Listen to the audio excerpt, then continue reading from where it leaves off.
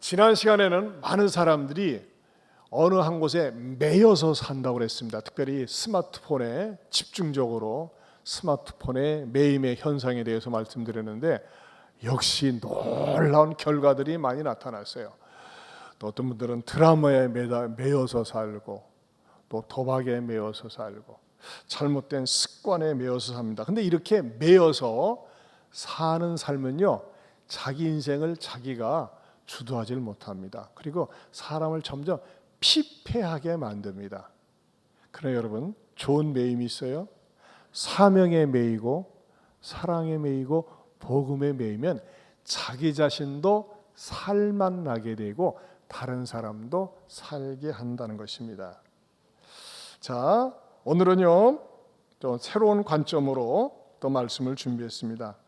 자, 오늘 본문의 사건은 귀신 들렸던 여종을 바울이 귀신을 내쫓아주면서 사건이 시작됩니다. 그것 때문에 자기네들에게 큰 이익이, 귀신 들린 점쟁이를 통해서 돈을 엄청나게 벌어야 되는데 그 수익이 끊어진 것 때문에 바울과 실라를 두들겨 패고 감옥에 투옥시킵니다. 그리고 그들은 꼼짝달싹 못하고 착고에 매이고 쇠사슬에 매여서 감옥에 매이게 되었습니다. 근데 여러분, 겉으로 올 때는 바울과 실라가 감옥에 분명히 매여 있어요. 그렇죠? 근데 그들의 마음은 매이지 않았습니다. 그들의 영혼은 매이지 않았습니다. 지금도 눈 감는 것에 매인 분이 계십니다. 설교 시작하기도 전에 눈을 감는 것에 매인 분은 내 책임이 아닙니다. 목사가 설교를 한참 하는데 힘들어 못 듣겠네. 그럴 때는 매여서 눈을 셔터를 내려도 돼요. 근데 초반부터 눈에 매여가지고 셔터를 내리는 것은 내 책임이 아니라는 거. 얼마나 어제 저녁에 과로하셨으면 눈을 감고 계시겠어요? 그런 분은 주무세요. 자유함 드릴 테니까. 자, 그런데 참 이 놀라운 역설적인 진리입니다. 사람들이 볼 때는 죄수처럼 매여 있는데 마음이 매이지 않아가지고 온몸 뚱아리가 아프고 힘든데도 뭐가 나와요? 노래가 나와요. 여러분, 노래는 즐거울 때 나오는 거예요. 근데 온몸이 매여 있는데도 불구하고 평소에 바울이 이런 찬송 부른 적이 없었어요. 이전에 이렇게 안 불렀거든요. 오히려 감옥에 있으면서 매여 있으면서 막 찬송을 부르고 기도를 하니까 하나님이 감동을 받으셨고, 하나님이 감동을 받으니까 자연세계도 감동을 받아가지고 하필이면 빌립보 감옥에만 지진이 일어났습니다.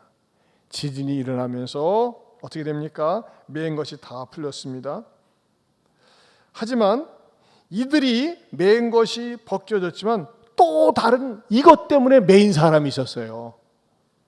두려움과 공포에 매인 사람이 있었습니다. 누굴까요? 바로 간수였습니다. 간수는요, 어떻게 그가 착각을 했습니까? 와, 이게 지진이 일어나가지고 옥문이 다 열린 거 보니까 죄수들이 다 탈옥했구나 생각을 해가지고 칼을 가지고 자기를 찔러서 자결을 하려고 했습니다. 그때에 멀찌감치 서봤던 바울이 뭐라고 얘기합니까? 내 몸을 상하게 하지 말라.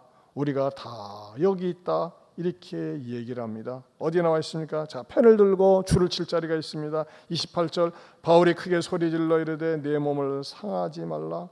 거기다 줄을 쳐요. 우리가 다 여기 있다. 여러분, 우리가 보통 성경을 읽으면 그냥 쭉 지나갑니다.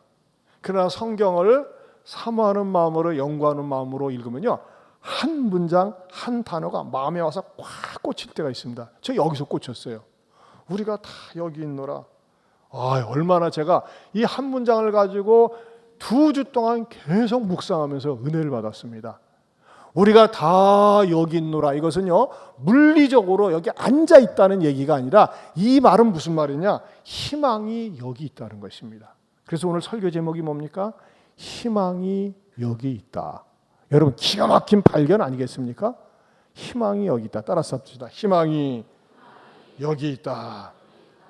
자, 어떻게 해서 이 메시지가 나오게 되었는지 이제 조금 말씀을 드리겠습니다. 오늘 본문을 통해서 주시는 첫 번째 진리는요, 간수의 절망적인 상황을 일단 발견하게 된다는 것입니다. 간수는 자다가 감옥문이 흔들리더니 간수가 열어준 것도 아닌데 옥문들은 열려 있었습니다. 이것은요, 옥문들이 열려 있다는 것은 물어볼 것도 없이 따질 것도 없이 어떤 생각이 탁 들어올까요? 아, 죄수들 탈옥했구나. 그런 생각이 들어왔다고, 그 탈옥했다고 믿게 되는 것입니다. 여러분, 이 상황은요, 특수한 상황입니다. 지진으로 인해서 감옥문이 열렸기 때문에 죄수들이 탈옥하는 것은 자연현상이에요. 그러면요, 만약에 위에서 고위층에서 조사를 할 때에 이게 지진이 일어나가지고 탈옥되는데 내가 어떻게 이걸 막을 수 있겠습니까? 하면서 변명할 수가 있다는 것입니다. 왜냐하면 이것은 천재지변이었고 불가항력적인 사건이었기 때문에 그렇습니다. 그러나 로마 당국에서는요, 죄수들이 어떻게 정말요 근거가 아니라 일단 탈옥을 하면 용납을 하지 않고 간수하고 교도관들, 파수꾼들을 사형시켰습니다. 자, 어디에 등장합니까? 사도행전 12장 18절에서 19절입니다. 18절, 19절 같이 읽어보겠습니다. 날이 새매 군인들은 베드로가 어떻게 되었는지 알지 못하여 적지 않게 소동하니 헤롯이 그를 찾아도 보지 못하며 파수꾼들을 신문하고 죽이라 명하니라. 헤롯이 유대를 떠나 가이사라로 내려가서 머무니라. 자, 여기서는 베드로가 탈옥을 합니다. 어떻게 탈옥을 했냐면요, 베드로도 꽁꽁 묶여 있었는데 베드로가 탈옥한 이 현장은 지진이 난 게 아니라 천사가 딱 찾아와가지고 천사가 와서 베드로를 갖다가 옆구리를 탁 치니까는 쇠사슬이 다 풀렸어요. 그리고 일어서 하니까요, 옥문이 스르륵 열렸어요. 자동으로 열렸어요. 자동문의 시작이 성경에서 시작됩니다. 수룩 열렸어요. 근데 보니까 흔적이 없는 거예요. 근데 말이죠, 보세요. 이 파수꾼이나 간수가 나도 왜 탈옥했는지 몰라요. 설명할 수 있는 방법이 없어요. 그러니까 뭐예요? 이거 내부자 거래구나. 요놈들끼리 짰구나 해가지고서 막 신문하고 죽이라고 그래가지고 억울한 사람이 죽고 맙니다. 하지만은 베드로의 상황은 천사가 직접 방문해가지고 베드로를 탈옥시켜 준 겁니다. 그냥 이렇게 스르르 와가지고 하나님의 초능력적인 방법으로. 그러나 이 빌립보의 감옥 사건은 어떻습니까? 분명히 26절에 그랬잖아요. 한번 말씀드려요. 이에 갑자기 큰 지진이 났다 그랬잖아요. 지진의 흔적들이 있습니다. 그리고 이것 때문에 얼마든지 탈옥할 수 있었는데도 불구하고 죄수들은 뭐예요? 도망하지 않았다는 겁니다. 이미 말씀드렸지만 왜 죄수들은 도망을 안 했습니까? 거룩한 두려움에 압도되었습니다. 그리고 그대로 가만히 앉아 있었습니다. 그런데도 불구하고 간수는 탈옥했다고 선입관을 가지고 판단해서 자결을 했다고 하는 것입니다. 저는 이 성경을 연구하다가 27절 하반절에 칼을 빼어 자결하려 하건을 하면서 오늘 특별히 좀 자살에 대해서, 자결에 대해서 집중적으로 한번 짚고 넘어가야 되겠다라고 하는 감동이 와서 이 자살 문제를 제가 좀 말씀드리겠습니다. 우리나라 사망 원인 1위가 암, 2위가 심장질환, 3위가 폐렴, 4위가 뇌혈관 질환이고 5위가 자살이라고 합니다. 5위가.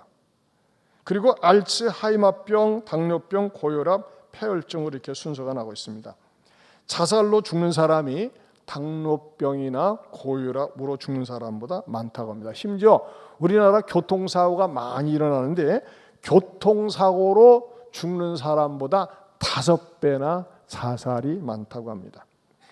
더 통계를 보면 더 놀라운 일이 있는데 10대에서 30대의 자살이 사망 원인 1위입니다. 그리고 40, 50대에서 사망 원인 2위고 이보다 더 놀라운 것은 20대에서 자살로 인한 사망자는 전체 사망자의 52.7%라고 합니다. 너무나 충격적이죠. 한마디로 얘기해서 20대 사망자 절반 이상이 자살로 인해 죽는다는 것입니다. 여러분, 2014년에 일어났던 세월호 사건, 수백 명의 고등학생들이 죽었습니다.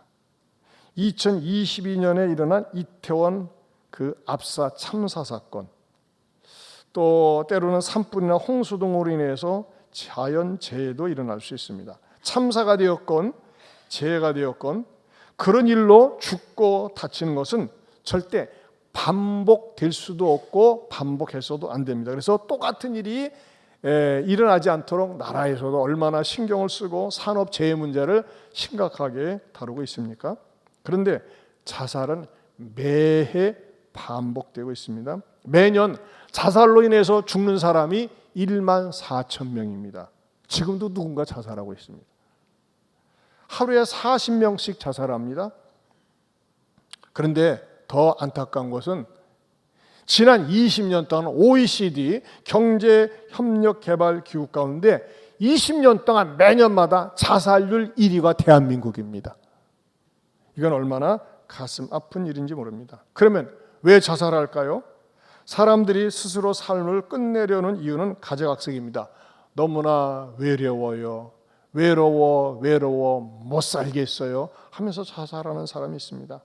우울증, 또 삶에 대한 불만, 실업이나 경제적인 빈곤, 또는 직장에서의 스트레스, 질병과 나이, 가족 간의 극심한 불화, 이런 것 때문에 자살하는 경우가 있습니다. 여러 가지 복합적인 요인 때문에 자살합니다. 한마디로 얘기해서 자살할 때 가장 큰, 그냥 전체적으로 묶어가지고 보면요, 삶에 대한 회의가 가득 찼을 때 자살합니다. 이렇게 살아서 뭐하지? 내일을 생각해도 회의가 일어나고 아무리 생각해도 삶이 재미없을 것 같아요. 기다리고 있는 건 고생만 기다리고 있을 것 같아요. 그럴 때 자살을 한다고 하는 것입니다. 자, 특별히 또 자살 위험군에 속하는 부류가요, 극심한 우울증을 앓는 사람들이 이 자살에 대한 유혹이 많다고 하는 것입니다. 하지만 여러분, 자살은 그냥 죽음이 아닙니다. 자살은요, 내 육신뿐만 아니라 영혼을 파괴하는 살인자라는 것입니다. 내가 나를 살해하는 것입니다. 그리고 나를 사랑하고 나를 키워주고 나를 믿어주고 나를 밀어줬던 사람들에 대한 일종의 배신 행위가 됩니다. 심지어 그 사람들에게 절망을 가져다 준다는 것입니다. 여러분, 우리 주변에 또는 우리 가족 가운데 또는 혹시 이 시간에 예배 자리에 왔으면서 오늘 나 예배 마치고 난 다음에 죽어버릴게요, 그런 사람 계십니까? 말씀을 들으면서 여러분들에게 살 길이 열릴 수 있기를 바랍니다. 자, 좋아요. 우리 주변에 자살하려고 하는 사람들을 보았을 때 어떻게 됩니까? 두 번째는요, 인생의 칼을 꺼내서 어떤 수단과 방법으로 자살하려고 하는 사람들에게 두 번째로 크게 소리 질러 줄 수 있어야 한다는 것입니다. 따라서 크게 소리 질러 줄 수 있어야 된다. 어디에 나와 있어요? 성경에 나와 있어요. 28절 보세요. 바울이 크게 소리 질러 이르되 그랬어요. 크게 소리 질러 이르되 네 몸을 상하지 말라. 우리가 여기 있다 그랬습니다. 여러분, 저는 이렇게 성경을 묵상하고 연구하면서 상상하는 걸 참 좋아합니다. 계시 의존 상상이라고 합니다. 이 현장을 제가 이렇게 한번 들어가 봤어요. 바울과 실라가요, 침묵해도 됩니다. 모르는 척해도 됩니다. 왜? 바울과 실라는 너무나 억울하게 감옥에 들어왔거든요.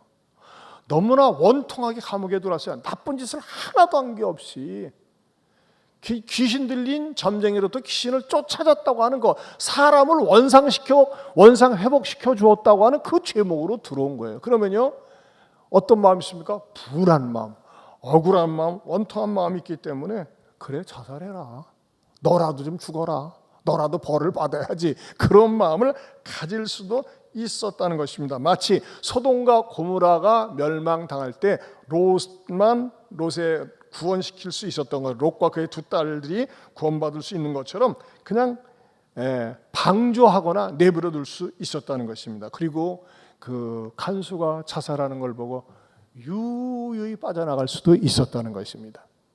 그러나 바울은 어떻게 합니까? 내 몸을 상하게 하지 말라, 우리가 여기 있다라고 외치는 것입니다.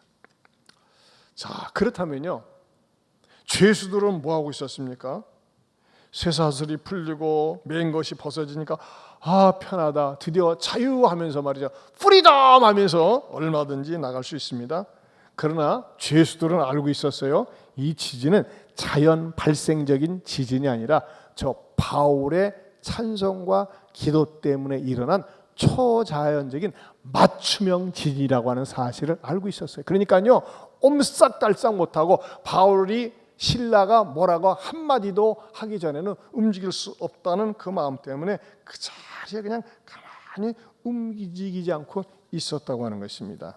그런데 이런 상황인데도 불구하고 이 간수는 모르고 그냥 너무나 조용하니까는 죄수들이 도망가서 이미 아무도 없는 줄 알고 자결을 하려고 했었다고 하는 것입니다. 자, 그때 바울이 내 몸을 상하게 하지 말라, 우리가 여기 있다고 하는 이 한마디, 이것 때문에 희망을 얻고 간수가 자살을 포기한 것처럼 우리 주변에 가족이나 이웃이나 직장 동료 가운데 자살의 증상을 보이는 사람들을 여러분들이 발견할 수 있어야 됩니다. 그들을 향해서 크게 소리 질러 그들로 하여금 깨우쳐서 살게 해야 된다는 것입니다. 자, 제가 한번 좀 찾아봤습니다. 자살하려는 사람을 주의 깊게 살펴야 할 7가지 신호가 있습니다. 여러분, 자살하려고 하는 사람은 자살 전에 전조 증상이 있습니다. 자, 첫째 한번 크게 읽어봅니다. 같이 읽어보겠습니다. 죽고 싶다는 직접적인 표현. 생존하다가 난 죽어버리고 싶어, 죽고 싶어.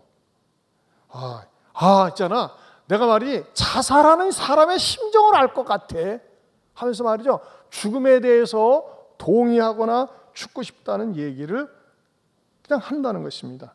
자살을 하려는 사람들 중에 10명 중에 8명은 자기 자신이 곧 죽겠다고 하는 의도를 제3자에게 알린다는 것입니다.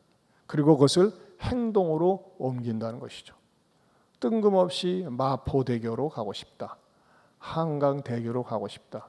감사한 것은 익산에 대교가 없다는 사실이 감사합니다. 두 번째는요, 주변을 정리하는 행동이 있습니다. 안 하던 사람이요, 상당히 인색하고 깍쟁인 사람이 자꾸 나눠주는 거예요. 이거 내가 쓰던 거네, 너 가져, 나 필요 없어 하면서 막 줘요. 뭐 노트북도 주고 말이죠, 막 다 줘버려, 스마트폰도 줘버리고 알아서 해. 그리고 혼자 있는 시간을 많이 가지면서 뭐합니까? 유서를 작성하고 자꾸 글을 쓰는 거예요. 자, 그런 때에 왜 그런 행동을 하는지, 뭐 때문에 하는지 물어보면서 그 사람의 마음을 터치할 수 있어야 됩니다. 세 번째 읽어봅니다. 행동의 변화. 네, 활달했던 사람이 어느 날 사람들 만나는 것을 피하고 혼자서 지내거나, 그리고 무감동 또 큰 슬픔을 이렇게 보여주는 경우가 있습니다. 자, 이런 것들은요, 어떤 술에 의나 다른 것의 영향일 수도 있지만 일종의 자살 경고 사인으로 행동 변화를 관찰하는 것이 필요하다는 것입니다. 네 번째, 같이요. 시작. 자해 행동. 갑자기 술을 많이 마십니다. 막 몸을 돌보지 않고 건강을 돌보지 않고 평상시와는 다른 행동을 합니다. 그리고 이런 말을 합니다. 내가 죽는다고 세상이 바뀌는 게 있겠어? 나 하나 사라진다고 누가 신경이나 쓰겠어? 하면서 말이죠, 이런 말을 하면서 행동하는 경우는 좀 굉장히 위험하고 조심스럽다는 것이죠. 그리고 다섯 번째, 시작. 큰 환경의 변화나 소중한 사람을 잃은 경우. 갑자기 직장에서 실직을 합니다.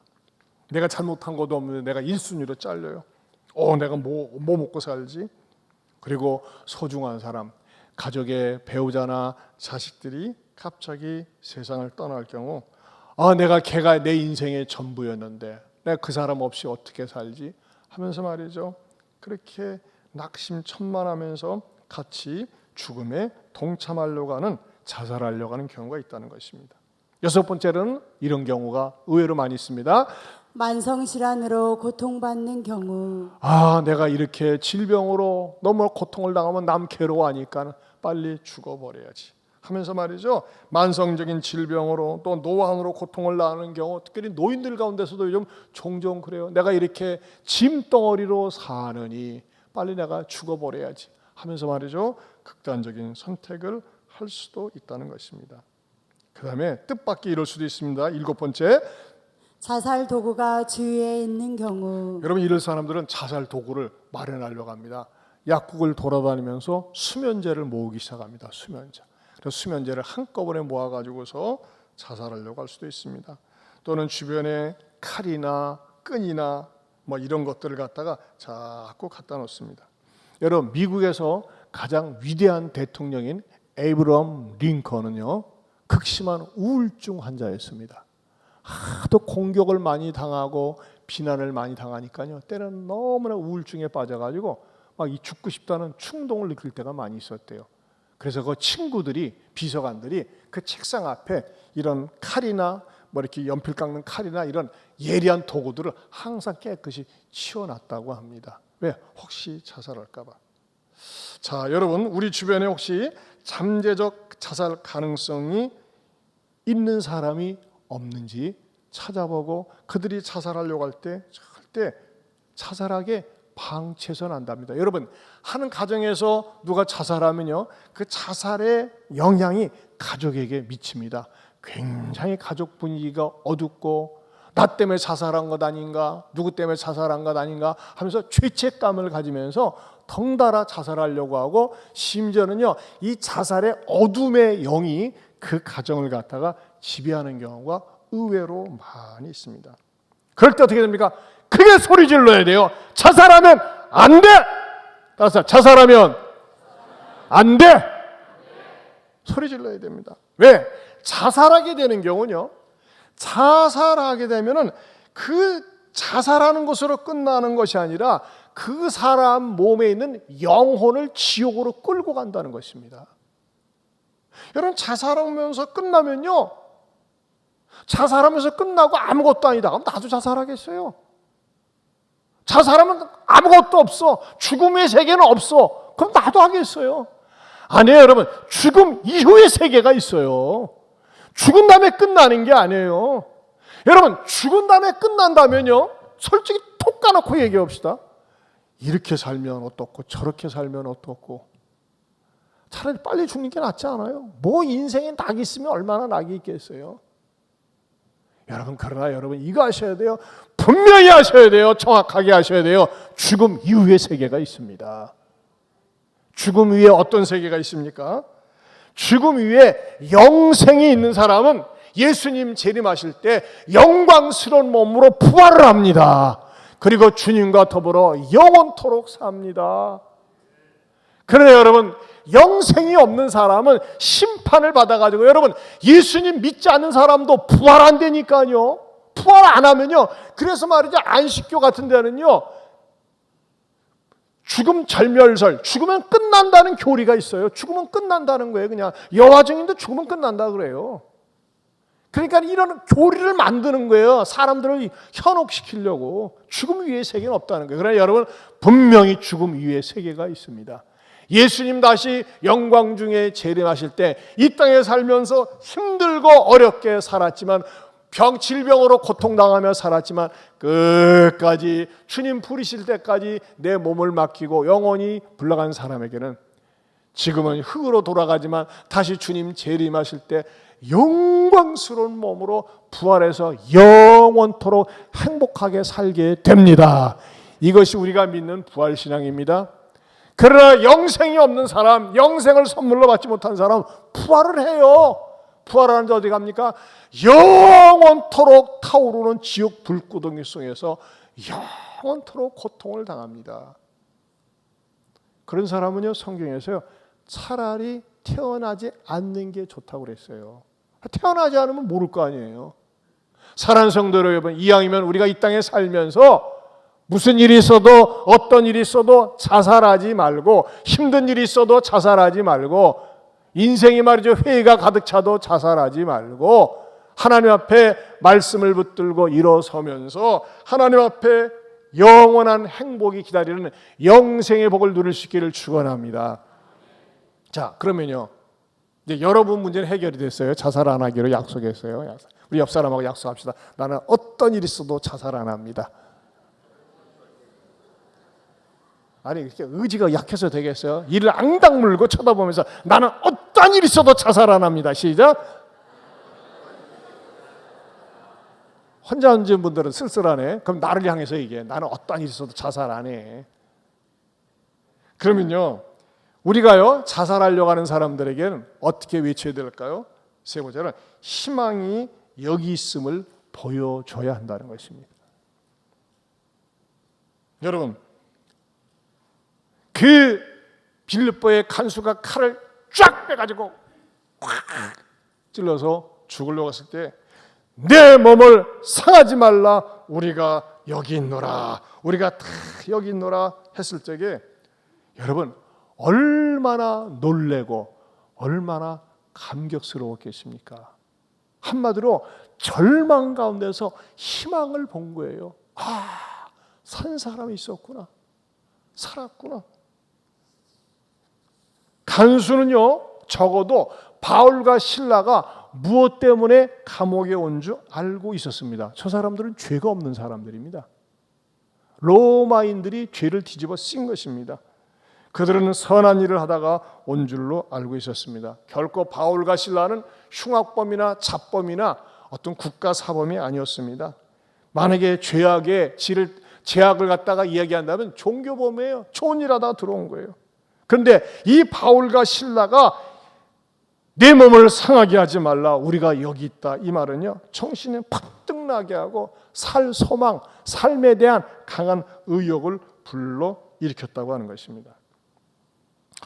여러분, 솔직히 우리가 인생을 살면서 무엇에 절망감과 회의감을 느낍니까? 내가 믿었던 사람이 나를 배신할 때입니다. 아, 내가 그렇게 믿어왔는데, 그토록 믿어왔던 그 사람 돌아설 줄이야. 이전에는 몰랐었네. 친정난 몰랐네. 나혜심 씨가 불렀던 유명한 노래 아닙니까? 자, 그럴 때는 절망감을 느낍니다.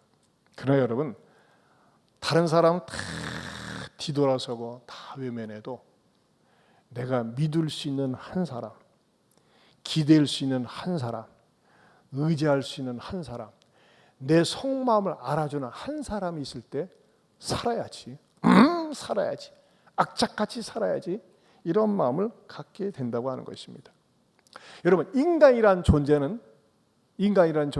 동물과 달리 내가 믿고 의지할 수 있는 한 사람이 있을 때 절대 절망하지 않습니다. 이것은요 하나님께서 어린 아기 때부터 가르쳐 줬어요. 여러분, 어린 아기들이 엄마들하고 아줌마들하고 앉아 있는데 아줌마들이 많이 앉아 있어요. 아저씨들도 많이 있어요. 근데 어느 순간에 엄마가 때로는 영변을 보러 간다든지 살짝 나갈 때가 있어요. 그러면 애가 쭉 두리번거리다가 엄마가 없어. 그럼 웁니다. 그냥 무조건 울어대요. 엄마가 없으니까 울어요. 근데 옆에 아저씨가 아니야, 아줌마가 봐줄게, 아저씨가 봐줄게. 소용이 없어요. 막 울어제낍니다. 왜? 자기가 기대하고 믿었던 존재가 사라졌기 때문에. 그러다가 엄마가 말이야 빨리 들어와서 아가, 나 엄마 여기 있어. 그럼 뭐예요? 울음을 뚝 그칩니다. 울다가 왜요?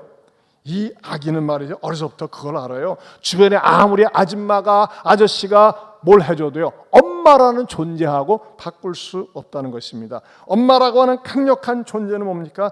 실존적인 유리하게 의지할 수 있는 존재임을, 그것을 어려서부터 알기 때문에 그렇습니다. 여러분, 주변에 좋은 아저씨 아줌마들이 더 잘생기고 먹을 것도 많이 주고 장난감도 많이 줄 수 있고 더 유식하고 그런 아줌마 아저씨들이 있습니다. 엄마는 보잘것없어요. 생긴 것도 보잘것없어요. 돈도 없어요. 그런데도 이 아기에게는 뭐예요?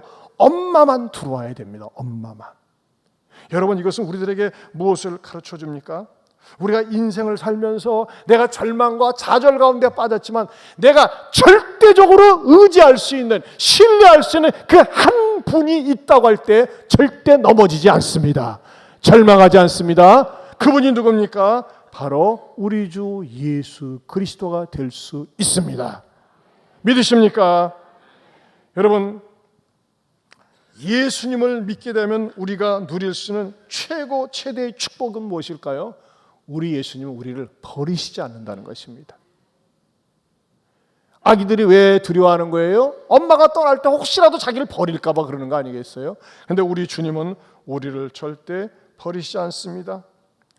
언제나 우리 주님께서는 어떠한 처지, 어떤 상황에서도 함께 하신다고 약속을 하셨습니다. 예수님께서 공생의 사역을 하실 때 제자들과 3년 동안 사역을 하시면서 예수님께서 제자들의 심기를 불편하게 하는 소리를 한 번씩 툭툭 내뱉었어요. 나도 언젠가 십자가죠. 나도 죽어. 그럴 때마다 제자들이 안 믿고 불편했어요. 왜 예수님 잘 나가다 그런 소리 하나 몰라? 그리고 그런 말만 하면 제자들이 불안했어요. 그때 예수님께서 뭐라고 했어요? 너희는 마음에 근심하지 말라. 하나님을 믿으니 또 나를 믿어라. 이렇게 했지만 이 제자들이 불안해하는 사건이 마침내 일어났어요. 어떻게 해요? 예수님께서 십자가에 못 박혀 생생하게 두 눈으로 처참하게 죽고 완전히 시체가 돼서 늘어진 모습을 제자들이 봤습니다. 우리 인생 끝났다. 우리 예수 쫓아다녔지만 헛쫓아다녔다. 이런 좌절감 때문에 다락방에 들어가서 꽁꽁 숨어 있었습니다. 누가 그 다음에 우리 차례 갖고 우리 잡아갈 것 같으니까. 그때 죽었다가 3일 만에 부활하신 예수님께서 어떻게 하셨어요? 문을 두드리면서 누구세요? 나다. 나왔다 그러셨습니까? 아니에요. 두려움 가운데 있는 그 제자들에게 그냥 벽을 그냥 통과해서 오셨어요. 통과해가지고 열지도 않고. 그러면서 뭐라고 말씀하셨어요? 요한복음 20장 19절에서 20절, 22절 같이 보겠습니다.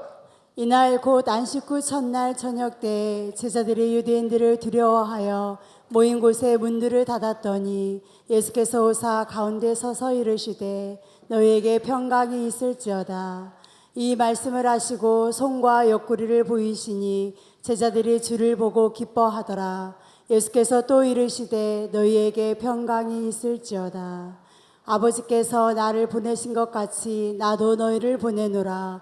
이 말씀을 하시고 그들을 향하사 숨을 내쉬며 이르시되 성령을 받으라. 네, 예수님께서 벽을 뚫고 들어오셨어요. 그냥 쑥 들어오셨어요.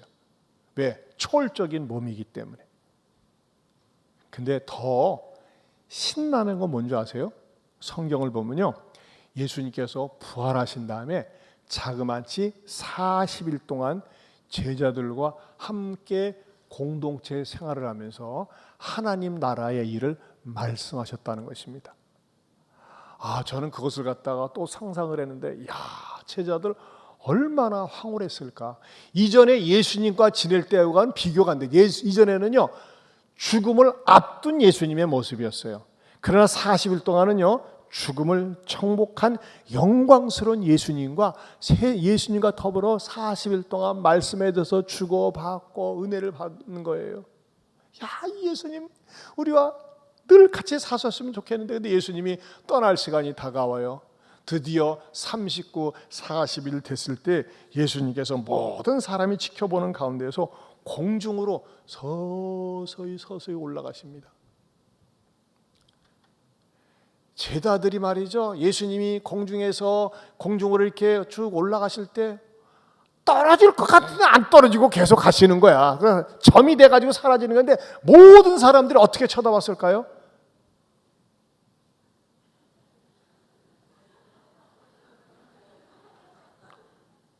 그 장면에 대해서 성경 누가가 뭐라고 기록하고 있느냐, 어찌하여 그렇게 쳐다보고 있느냐 그랬어요.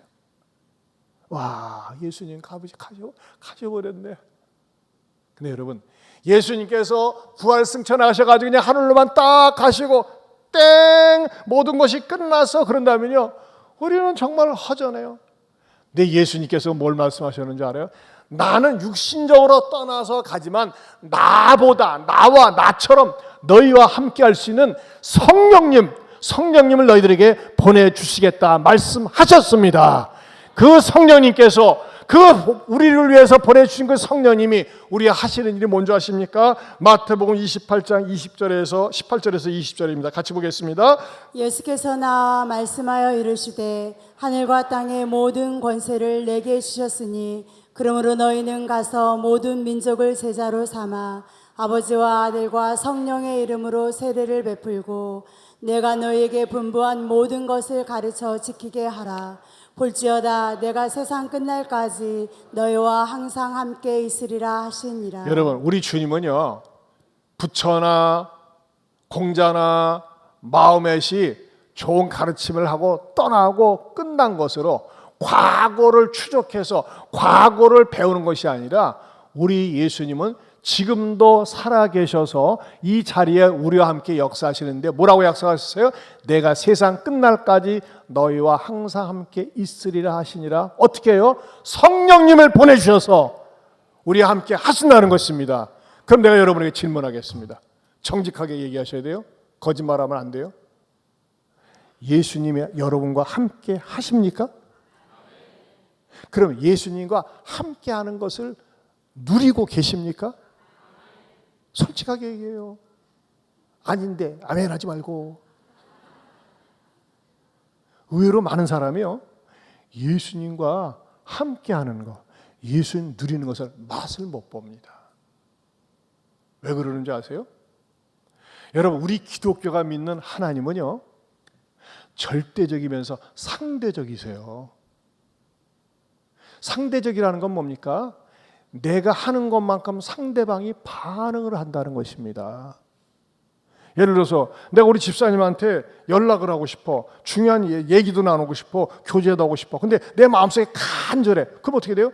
내가 스마트폰으로 전화를 해야 돼요. 하지 않고 내 마음으로만 가만히 있어봐요. 전혀 몰라요. 무슨 말입니까? 내가 예수님과 동행하고 싶고 예수님이 나와 함께 하는 것을 느끼고 누리고 싶으면 어떻게 됩니까? 예수님을 찾아야 됩니다. 따라서 주여 나와 함께 하시옵소서. 여러분, 하루에도 생활하는 가운데 수시로 주간불도 주님 감사합니다, 주님 도와주세요, 불쌍히 해주세요, 주님을 찾고 의지할 때 주님은 순간순간마다 나와 함께 하시고 나와 동행하시고 나에게 필요한 것을 채워주신다는 것입니다. 근데 온종일 24시간 지나서 단 한 번도 입술로 주여를 찾지도 않아, 부르지 않아. 똑같으니까요. 핸드폰 들고만 있지 연락 안 하면 상대방 몰라요. 이게 바로 예수님과 인격적인 상대적 관계라는 겁니다. 믿으십니까?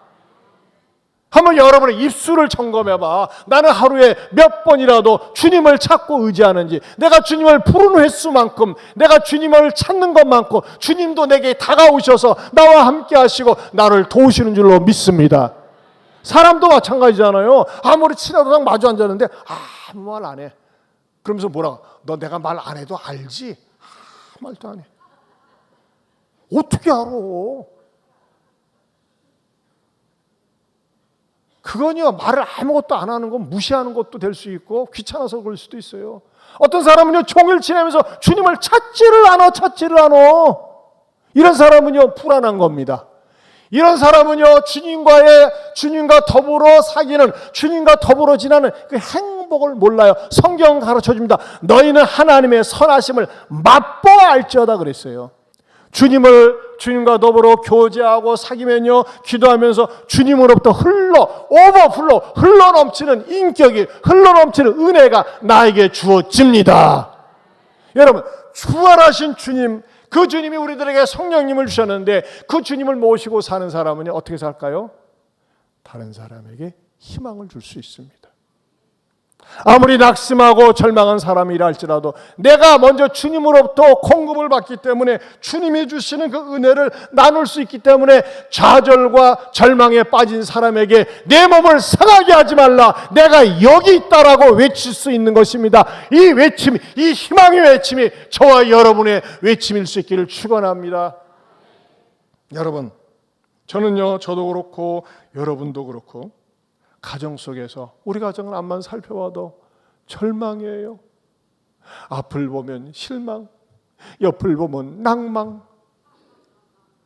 뒤를 보면 절망, 그리고 망망망하다가 사망. 아니에요. 우리는 위를 바라보고 주님을 바라볼 때 희망을 볼 수 있습니다. 왜? 우리 주님 자신이 소망이요 희망의 근원이 되기 때문에 그렇습니다. 여러분, 여러분의 가정 속에서 어떤 가정 말이죠, 진짜 절망적인 가정이 있어요. 남편이 바람을 피고 도박을 하고, 어떤 가정은요 남편이 월급도 안 준대. 그렇게 이기적일 수가 없어요. 때로는 부모들이 싸우게 됩니다. 여러분, 부모가 싸우면요 어린 자녀들은요 불안합니다. 우리 엄마 도망갈까 봐. 여러분, 부부 싸움 하고서도요 엄마들 악착같이 계세요. 엄마 안 도망간다, 내가 너 지켜줄게, 얘기해야 됩니다.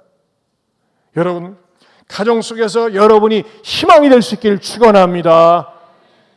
물론 왜 꼭 저기 엄마들만 그렇게 잘난 것처럼 얘기합니까? 물론 엄마들이 훌륭한 분들이 많이 있고 남자들은 조금 있습니다. 보편적으로 보면은.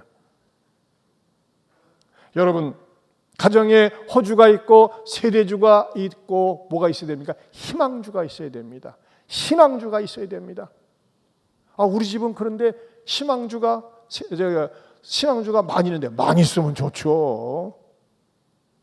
따라서 하세요. 내가 희망입니다. 내가 소망입니다. 왜 내가 소망이고 왜 내가 희망일 수 있습니까? 내가 예수님 믿기 때문에 그런 거예요. 여러분, 바울과 신라가 내 몸을 상하게 하지 말라, 우리가 여기 있다, 우리가 희망이다 외칠 수 있는 건 뭐예요? 바울과 신라가 온 몸뚱아리를 의덕 터지고 볼품은 없지만 뭐예요? 그 안에 생명의 근원 되시는 예수 그리스도가 있기 때문에 그런 것입니다. 내 안에 예수님이 계신 거예요. 예수님과 의지하고 살기 때문에 사람들에게 희망을 불어넣어 줄 수 있고 소망을 얘기해 줄 수 있는 그런 사람, 바로 신앙주가 될 수 있기를 축원합니다. 한 번 더 따라서 합시다. 내가 희망이야. 내가 소망이야. 나를 봐. 자, 옆 사람 쳐다보고 내가 희망입니다. 내가 소망입니다. 하나님 아버지 감사합니다. 주님, 육신적으로 보면 바울과 신라는 온 몸뚱아리가 성한 데가 없고 볼품이 없고, 그렇지만은 오히려 멀쩡한 간수가 자살하려고 하는 것을 막았습니다. 내 몸을 상하게 하지 말라, 우리가 다 여기 있다, 희망이 여기 있다고 외치면서 간수가 삶에 대한 의욕을 가진 것처럼 우리 주변에 자살하려고 하는 사람, 무너져가는 가정, 어두운 가정 많이 있습니다. 그러나 엄마 한 사람이, 남편 한 사람이, 심지어는 자식 때문에라도 자녀 한 사람이 희망이 될 수 있도록 역사하여 주시옵소서. 그래서 우리 가정을, 일터를, 공동체를 살리는 데 쓰임받는 희망의 원천이 되게 하여 주시옵소서. 예수님 이름으로 기도합니다. 아멘. 우리 다 같이 일어서서 주 예수 나의 산소망, 우리 힘있게 부르겠습니다.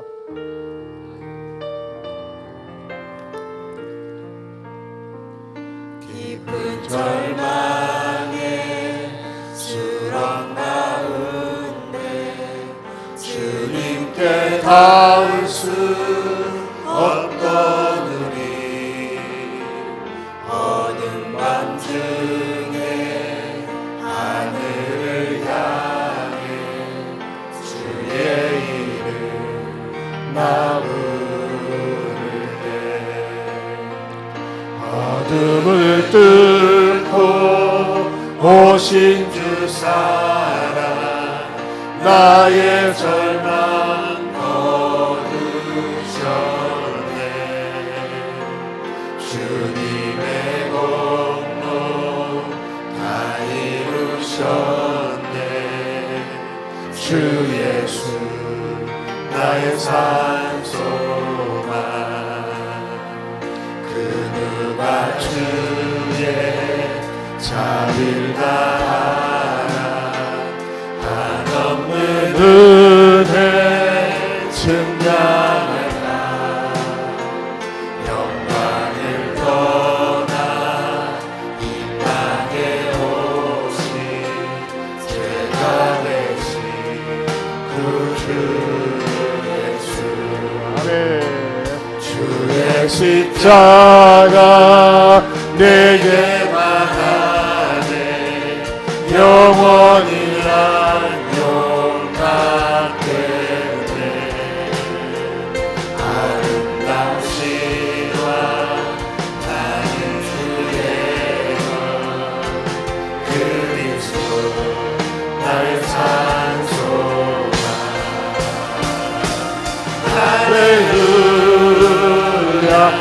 주를 찬양하여라 할렐루야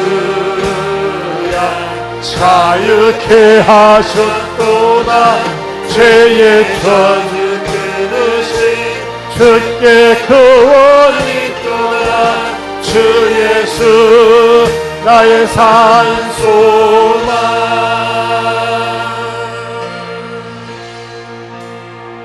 언약된 아침 찬사된 몸에 부활의 호흡 시작됐네 유다의 사랑 위엄찬 선포 사망이 무너졌도다 이제 사망을 무덤이 너를 우리를 주자 할 수 없네 유다의 사자 위험찬 포효 사망이 무너졌도다 사랑이 무너졌도다 주 예수 승리하 주 손을 높이 들고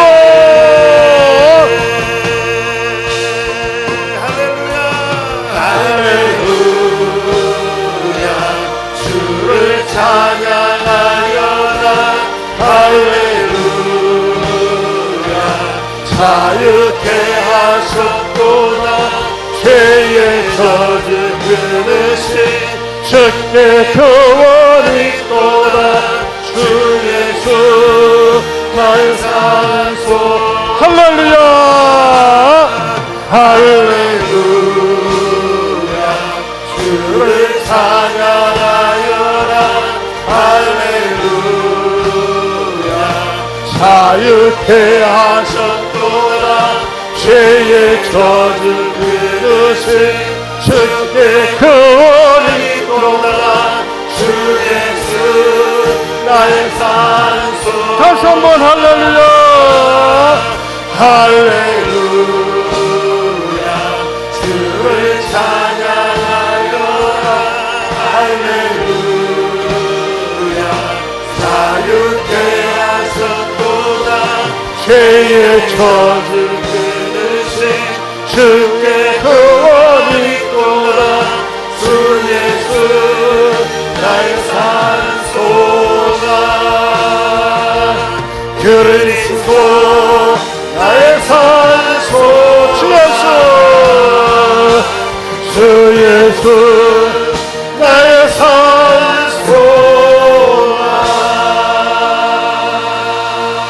산소가 여러분 이 시간에 우리 두 손 들고 기도하십시다. 주님 저는 어떤 상황에서도 절망하지 않겠습니다. 낭망하지 않겠습니다. 예수님이 함께 계시기 때문인 줄로 믿습니다. 여러분 회개할 거 있다면 주님 찾지 못한 거 회개하세요. 주님은 도와주시겠다고 하는데 주님은 함께 해주시겠다고 하는데 주님은 강하게 해주시겠다고 하는데 주님은 너와 함께 하시겠다는데 우리는 주님을 찾지 않아요. 주님 용서해 주세요. 늘 주님을 찾고 의지하며 주님과 함께 사는 이 행복을 보여주고 나누어주며 살겠습니다. 내가 우리 가정에서 희망이 되겠습니다. 아이들에게 희망이 되겠습니다. 일터에서 직장에서 희망이 되겠습니다. 그런 다짐하는 기도를 하세요. 사람들이 나라를 바라볼 때 내 입술에서 나오는 말 때문에 삶에 대한 의욕을 갖도록 하겠습니다. 이런 다짐하는 기도, 선포하는 기도를 하세요. 우리 주여 한번 부르고 기도합니다. 주여 하나님 아버지 감사합니다.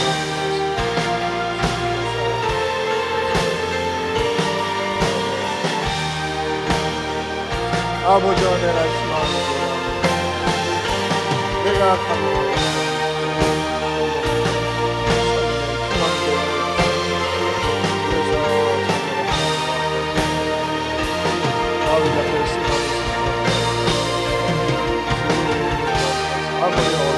아무리 답답하고 내가 아버지 하나님의 희망을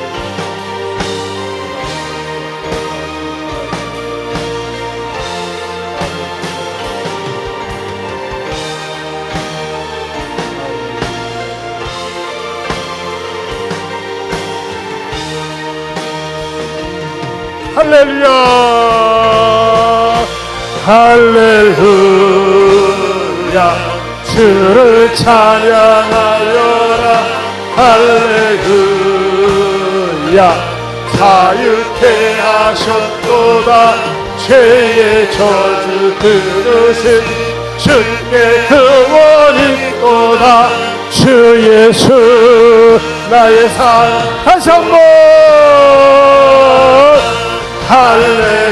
할렐루야 주를 찬양하여라 할렐루야 자유케 하셨도다 죄의 저주 들으신 주께 구원이 있도다 주 예수 나의 산소 한 번 더 큰 소리로 할렐루야 주를 찬양하여라 할렐루야 자유케 하셨도다 죄의 저주 들으신 주께 구원이 있도다 주 예수 나의 산소 주 예수 나의 산소만 주 예수 나의 산소만 주 예수 나의 산소만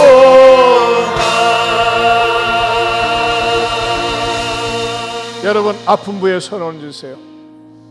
마음이 아픕니까? 마음이 아픈 분들 가슴에 두 손을 얹으세요. 하나님 아버지 우리 사랑하는 성도들 가운데 어둡고 답답한 현실에 매여 있는 분들이 있습니다. 주여 산소망 되시는 예수님 이 자리에 찾아오셔서 마음의 답답함 속에 빛을 비춰 주시옵소서. 예수 그리스도의 이름으로 명하노니 나를 힘들게 하고 지치게 하는 질병은 떠나갈지어다. 암도 떠나갈지어다. 악한 질병은 떠나갈지어다. 이 질병으로부터 구원하여 주시옵소서. 주여 가정에 들어가면은 남편과 앉으면 아내와 앉으면 자녀들과 앉으면 몇 마디 말이 오고 가면 툭 하면 싸우고 다투는 가정이 있습니다. 때로는 뛰쳐나가고 싶고 어디론가 훌쩍 날아가고 싶고 심지어는 죽고 싶은 생각이 들어갈 때도 있습니다. 그러나 주님 우리 사랑하는 성도들 어떠한 상황에서도 무슨 일이 있어도 자살하지 않게 하여 주시옵소서. 오히려 가정 속에 희망이 되게 하여 주시옵소서. 예수 이름으로 명하노니 너는 희망이 될지어다. 소망이 될지어다. 그래서 나 때문에 살고 싶은 의욕을 갖게 하여 주시옵소서. 무엇보다도 산소망 되시는 예수님을 늘 의지하면서 통행하면서 주님으로부터 공급해 주시는 그 은혜를 은총을 맛보며 사는 이것을 나누며 사는 모든 성도 되게 하여 주시옵소서. 이제는 우리 주 예수 그리스도의 은혜와 하나님 아버지의 변함이 없는 사랑과 성령님의 감화감동 교통하심의 은혜가 내가 희망이라고 내가 소망이라고 외치며 이야기하며 살겠도노라고 다짐하는 모든 성도들 위해 영원토록 함께 있을지어다. 아멘.